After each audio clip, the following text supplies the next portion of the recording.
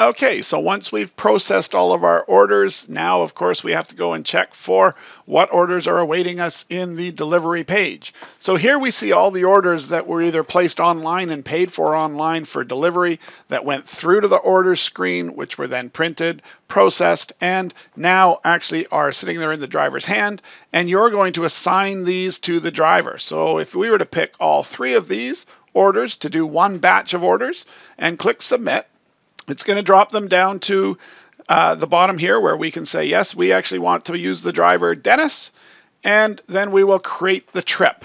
As we create the trip, it then sends a push notification to the driver, and you can see that we're awaiting operator over here for the driver.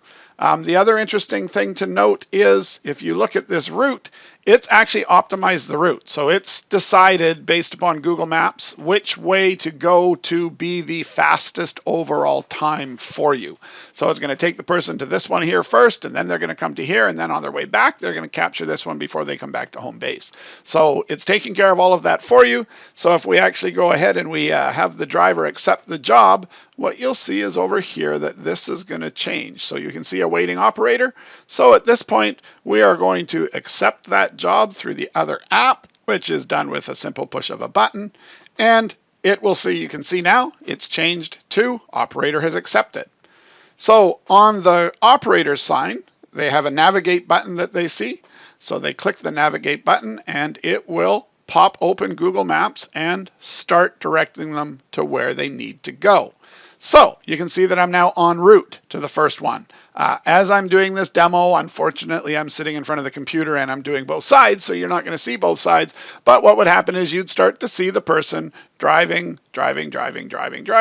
all the way around until the route is completed. So as they complete a leg, they will be marking. So you can see now I've started the route. So unfortunately, I'm not going to go anywhere, so you won't see it, but they're en route. And as I mark delivered, we can see that delivery 1 has been delivered.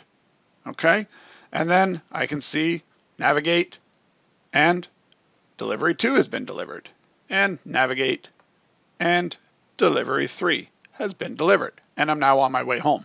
So it's all there, it's all tracked, everything that needed to happen has happened, and now we can go back and take a look at the online order screen. And all we have is the pickup orders. No new orders have come in. Because the driver has completed the run, it's assumed that the money has been brought back by the driver. So everything is clear.